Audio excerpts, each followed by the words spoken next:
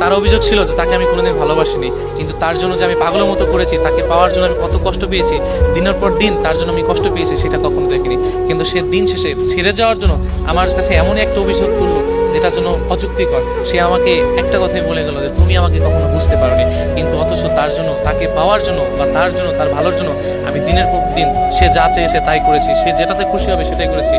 সে যেটা করলে খুশি হবে, আমার কষ্ট হবে, আমি কষ্ট হবে জেনেও আমি তারপরও তার জন্য করেছি। এমন না অনেক মানুষ আছে যে ভালোবাসা মানুষটি এমন জোর জবরদস্তি করছে যেটা একটা ছেলের জন্য, একজন পুরুষের জন্য খুবই কষ্টকর, তারপর আমি সেই মানুষটার জন্য করেছি। কিন্তু অতঃপর দিন শেষে আমার এমন একটা অভিযোগ শুনতে হয়েছে যে আমি তার জন্য কিছু করিনি, আমি তার জন্য সঠিক ছিলাম না, আমি তার জন্য হয়তো বা কিছু করতে পারবো না, এমন একটা অভিযোগ দিয়ে সে আমার কাছ থেকে ছেড়ে চলে গিয়েছে।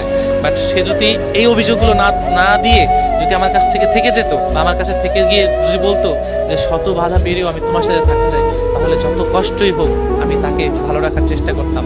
একজন পুরুষ যখন একজন নারীকে ভালোবাসে, বিশ্বাস করবে কিনা জানি না, কিন্তু এটা প্রত্যেকটা পুরুষ বিশ্বাস করে যে সেই ভালোবাসা মানুষটি, সেই শখের মানুষটিকে নিজের জীবন দিয়ে হলেও না ভালো রাখার চেষ্টা করে। এটাই পুরুষ। হয়তো মানুষ বা নারীরা বা ভালোবাসা মানুষগুলো জানি না কেন বুঝতে চায় না, হয়তো বুঝবে না, কারণ এর জন্য বুঝবে না যখন অন্য কারো মানুষের প্রতি আসক্ত হয়ে যায় বা অন্য কোনো মানুষের প্রতি তার একটা টান চলে আসে, তখন কিন্তু এই মানুষগুলো না, তখন ওই যে মানুষটা তাকে তার সবটুকু দিয়ে ভালোবাসে এটা বোঝার চেষ্টা করে না।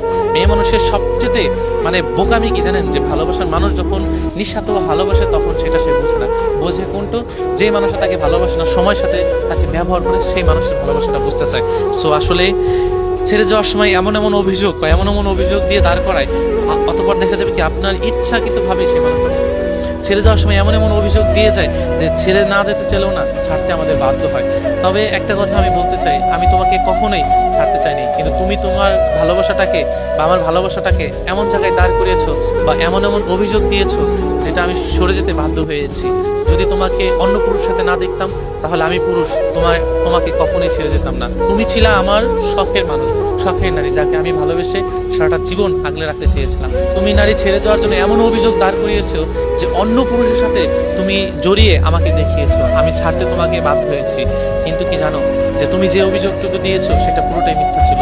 আমি আমার সবটুকু দিয়ে আমি তোমাকে ভালো রাখার চেষ্টা করেছি। তোমার ভালোর জন্য নিজেকে সরিয়ে আমি তোমাকে সবসময় আগে রেখেছি, যেন আমার ভালোবাসার মানুষটি ভালো থাকে। তারপর তুমি নারী আমাকে বলো যে তুমি আমাকে কখনো বুঝতে পারোনি।